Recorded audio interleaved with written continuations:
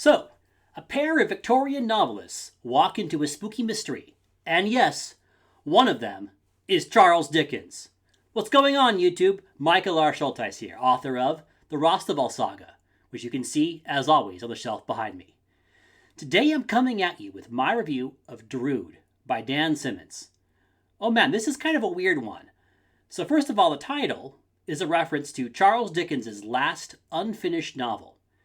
And the story is narrated by William Wilkie Collins, who was another historical figure, in fact, depicted in the novel as a friend and a protege and sometimes a rival. There's a professional and a personal rivalry with him and Charles Dickens. They're both novelists. They both do very well for themselves.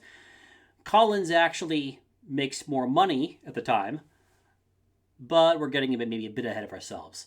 What's the story about? What's going on here? So this story is Dan Simmons' take on the last 5 or so years of Charles Dickens' life. It picks up with Dickens surviving the Staplehurst train wreck. This is a real train wreck that actually happened. And in this version of the story, Dickens encounters a spectral figure, a very spooky individual named Drood. And the really weird thing is that whenever Drood is near people who have survived, who maybe Dickens has fished out of the train, they seem to die. And then Dickens has this whole obsession with trying to find Drood, and Collins is sort of along for the ride, but also has his own very complex bag of issues with Dickens, where he both admires him and resents him, and the relationship is kind of a roller coaster.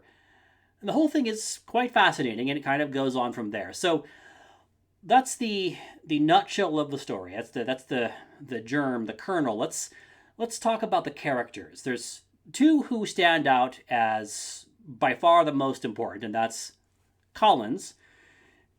You may not be familiar with him if you haven't read a lot of 19th century literature. I mean, I'll confess I really wasn't familiar with him. So yeah, he was a big deal for a little bit there, back during the 1860s, thereabouts. And he actually sold better than Dickens for a short time, but for a time. You might say he's a Salieri to Charles Dickens' Mozart, but that doesn't quite capture it. It's a complicated thing where they're both friends and yet rivals, and the rivalry is kind of friendly until it isn't. And it's compounded by the fact that both of these men have pretty substantial egos. I would say Dickens more so than Collins. Dickens calls himself the inimitable, and I have to say, oh goodness, there's so much ego in this book, and as an ambitious person myself, as an author myself, I can appreciate the desire to make your mark on the world, but these two men are both very full of themselves and frankly are pretty awful to each other, but also to kind of everybody around them. I would say that there's a certain vainglory with Dickens, and he kind of holds himself as this very upright figure and social conscience, and then he's ditched his wife for a young actress, and that's just scumbaggy. That's just not cool. And then here's Collins. He's got a girlfriend, doesn't believe in marriage, but he's also got a mistress. So the two of them have their own kind of scumbaggy characteristics, frankly. But they have some great characteristics too. They're both people who are passionate about story. They both like characters. They both like things that I can kind of relate to and that make me want to like them, even if they're not altogether likable.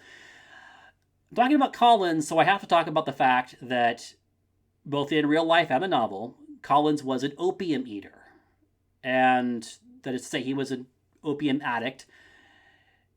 And that makes for some interesting aspects of him telling the story, because he's not a reliable narrator. You can't trust everything he says. And this becomes pretty apparent early on. There's a question in the novel, and I'm just going to put it like this. You can't trust Collins, but then you have to ask yourself, when he starts seeing these spooky things, he has these experiences with Drood, this spectral, extremely creepy, very freaky figure. And you have to ask yourself, is Collins, like, is this actually happening? Is this the supernatural thing? Or is it all just Collins has this drug-infused experience? Because, again, you have to ask yourself that the man has gout, he has terrible pain, so he drinks a lot of opium, and he smokes a lot of opium. And it's an interesting choice. It's a very bold choice. I think for the most part, it works.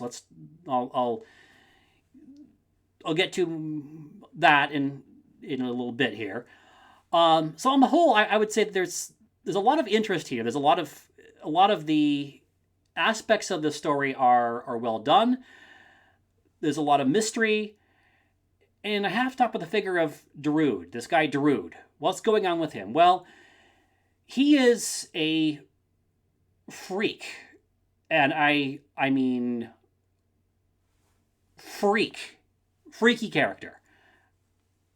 And there's a lot of questions about where he came from and what is going on with him and what we're supposed to make of him. And he's at the center of this whole mystery.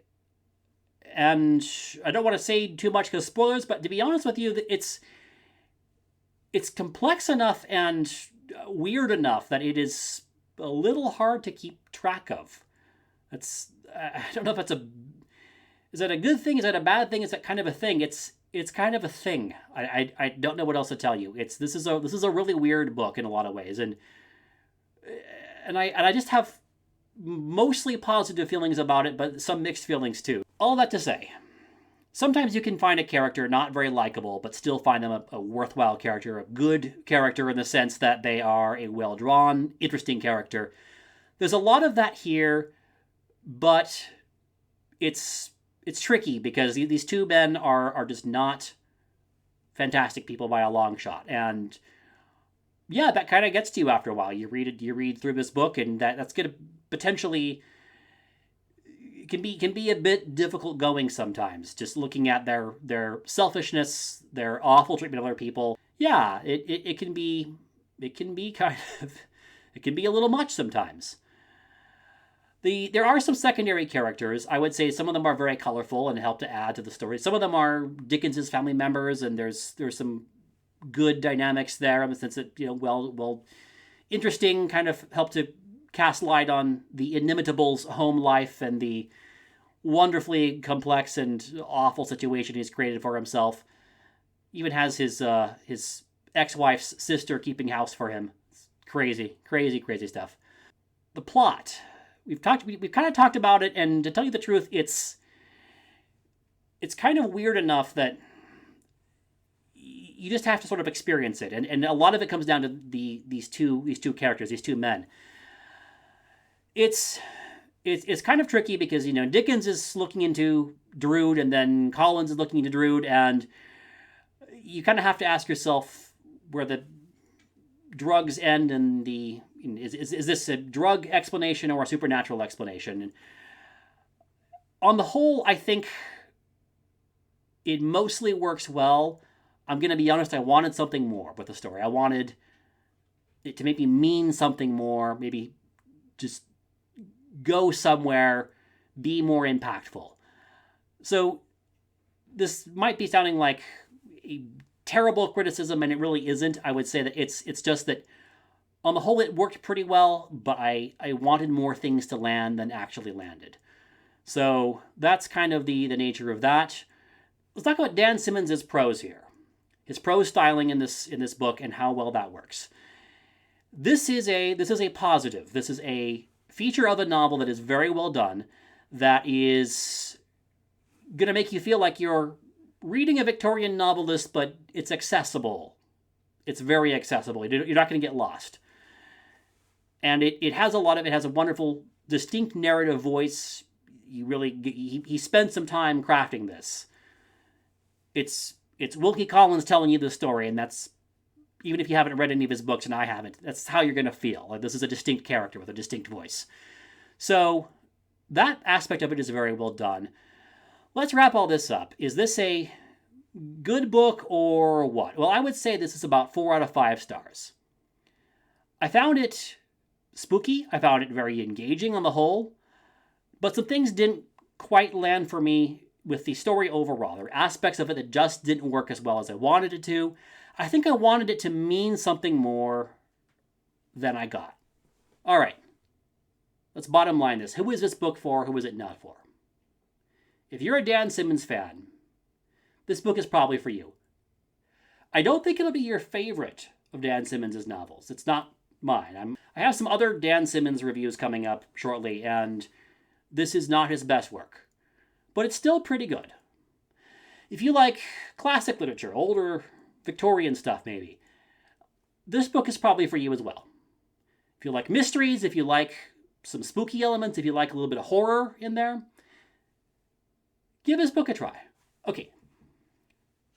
Who is this book not for? Again, we're going to bottom line this. I would say if Dan Simmons hasn't worked for you, this is not going to be a book for you. This is probably not going to be the exception that breaks the rule if you've tried Dan Simmons and it just doesn't work. I think if you like mysteries, but you don't like spooky, some elements of horror, the figure of Drood is kind of, he's kind of horrifying.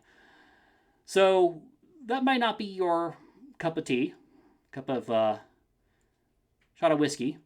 If you don't do scary, maybe give this book a pass. It's not that scary, but there are some freaky parts. And I'd say too, if you want a story that has likable characters, this is not that book by a long shot. With all that said, if Drood by Dan Simmons sounds like the spooky, historically informed, Victorian, Dickensian-esque mystery for you, check it out at the link below. Thank you so much for watching, and I'll hope to catch you next time.